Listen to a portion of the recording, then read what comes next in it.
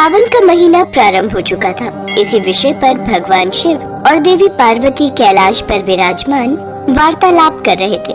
महादेव, सावन मास प्रारंभ हो चुका है और आपके प्रिय बेलपत्र से आपका श्रृंगार करने के लिए मंदिरों में भक्तों की भीड़ उमड़ पड़ी है। हाँ देवी पार्वती, मुझे बेलपत्र अति प्रिय है और बेलपत्र से मुझे बहुत शांति मिलती है। ये बात मेरे भक्त भली भांति जानते हैं और अगर मेरे भक्त केवल बेलपत्र चढ़ाकर ही मेरी पूजा करते हैं तो उन्हें उसका भी विशेष फल प्राप्त होता है। देवी पार्वती, मैं सोच रहा हूँ अपने भक्तों की परीक्षा लूं। विचार तो अच्छा है स्वामी, पर आप ऐसा क्या करेंगे?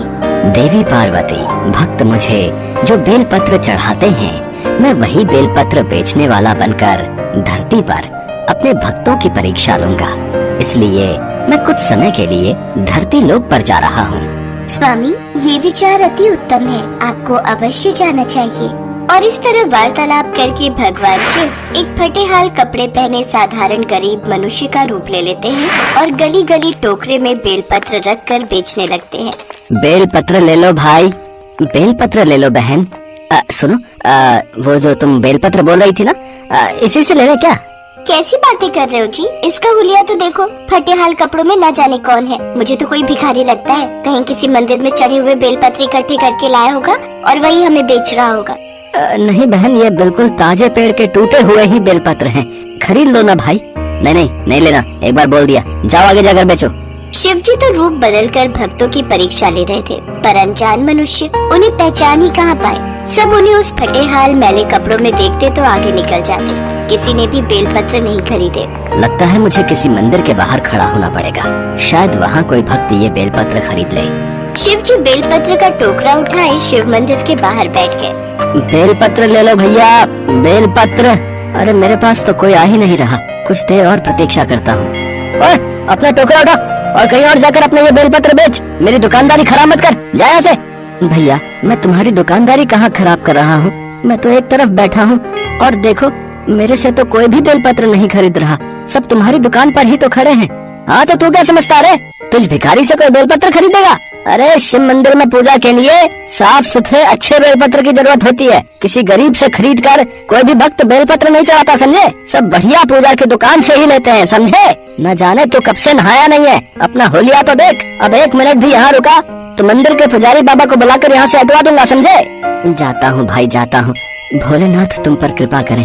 शिव जी अभी वहाँ से जा ही रहे थे कि तभी भोला नाम का एक गरीब मजदूर ये सब देख लेता है और वो शिव जी के पास आता है। भैया रुको, मुझे पूजा के लिए बेलपत्र खरीदने हैं। भैया तुम मेरे बेलपत्र खरीदोगे? हाँ भैया, मैं बहुत देर से देख रहा हूँ कि कोई भी तुमसे कुछ नहीं खरीद रहा। ऐसे तो शाम हो जाएगी, मुझे तो वैसे भी बेलपत्र लेकर घर जाना ही था, तो क्यों ना तुमसे ही खरीद लूं? अच्छा, तो तुम बेलपत्र चढ़ाकर शिव जी की पूजा करोगे, ये बहुत अच्छी बात है। पर तुम मेरा हुलिया देखकर भी ये बेलपत्र खरीद रहे हो?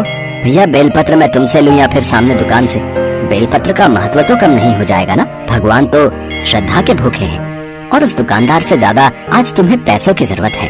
तो अगर मैं ये बेलपत्र खरीद कर तुम्हारी थोड़ी सी मदद कर सकूं तो मुझे बहुत अच्छा महसूस होगा। भैया ये बेलपत्र तो मैं अपनी पत्नी के लिए लेकर जा रहा हूँ। वो भगवान शिव की बहुत पूजा करती है और हर वर्ष सावन के व्रत करती है। इस वर्ष व्रत नहीं कर पाई, इसलिए घर पर ही पूजन कर रही है। अच्छा, इसका क्या कारण है भाई? मेरी पत्नी गर्भवती है, बस कुछ ही दिनों में हमारे घर बच्चे का जन्म होने वाला है, इसलिए मैंने ही अपनी पत्नी शोभा से कहा कि वो घर पर ही शिव जी की पूजा कर ले। मैं उसके लिए बेलपत्र खरीदने ही निकला था, अचानक तुम पर मेरी नजर पड़ गई। पर क्या भैया, तुम बेलपत्र नहीं खरीदोगे? नहीं, ऐसी बात नहीं है, मेरे पास बस 7 ही रुपए हैं। तुम मुझे 7 रुपए के बेलपत्र दे दोगे? 2 दिन से मजदूरी का काम नहीं मिला, इसलिए घर पर पैसे नहीं थे। 10 रुपए की भोग लगाने के लिए बर्फी खरीदी है, मेरे पास अब 7 ही रुपए बचे हैं। अरे भैया एक काम करो, तुम ये सारे बेलपत्र ले जाओ। वैसे भी मैं घर ही जा रहा था, अब कल ही बेचने के लिए आऊंगा, शायद कल और कमाई हो जाए। तुम मुझे कल इन बेलपत्र के पैसे दे जाना, मैं तो यही बैठता हूँ। बहुत बहुत शुक्रिया भैया, मैं कल तुम्हें पैसे दे जाऊंगा, ठीक है? बताओ, है पहले ही भिखारी है और मुफ्त में बेलपत्र दे रहा है। पता नहीं कैसे कैसे लोग हैं भैया इस दुनिया में है। मंदिर के बाहर दुकानदार उन पर हंसने लगा। शिव जी मुस्कुराए और वहाँ से चले गए। भोला भी बेलपत्र लेकर घर आ गया। घर आकर उसने अपनी पत्नी शोभा को सारी बात कही। आपने ये बहुत अच्छा किया, साथ ही साथ भला हो उस बेलपत्र वाले का जिसने आपको बिना पैसे के ये इतने सारे बेलपत्र दे दिए। इनमें से कुछ भगवान को चढ़ाकर बाकी रख देती हूँ, रोजाना की पूजा में काम आ जाएंगे।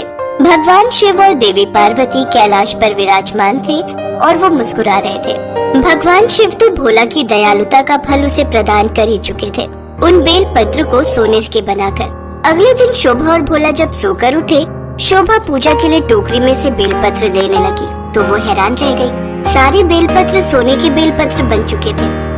सुनो जी, ये क्या चमत्कार है? ये बेलपत्र तो सोने के बन गए, ये कैसे हो सकता है? हाँ शोभा, ये तो सोने के बन गए। वो आदमी कौन था जिसने मुझे ये चमत्कारी बेलपत्र दिए? शोभा, मैं अभी आता हूँ। भोला मंदिर में उस आदमी को ढूंढने लगा, पर उसे वो बेलपत्र बेचने वाला आदमी कहीं भी नजर नहीं आया। भोला की आंखों में आंसू आ गए। रात को सपने में भगवान शिव ने भोला को दर्शन दिए। भोला, मैं तो परीक्षा लेने के लिए धरती पर आया था। तुम बहुत दयालु हो।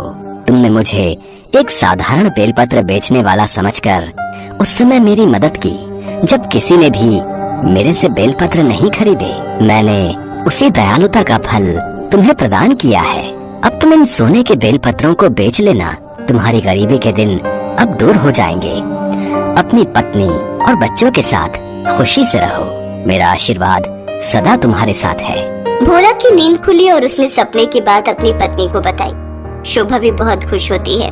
भोला और शोभा को उनकी शिव भक्ति का फल मिल जाता है और उनके जीवन में खुशियाँ आ जाती हैं। कहते हैं कोई भी पूजा बिना स्वच्छ मन से संपूर्ण नहीं होती। व्यक्ति को यदि पूजा का उचित फल लेना है तो उसके लिए उसे अपने मन को स्वच्छ बनाना है, तभी भगवान उसे पूजा का विशेष बल प्रदान करते हैं। इस कहानी से हमें यही सीख मिलती है कि मनुष्य को सबके साथ सदैव दयालुता का व्यवहार करना चाहिए, क्योंकि ईश्वर किसी न किसी रूप में आकर हमारी परीक्षा अवश्य लेते हैं और यह सत्य है।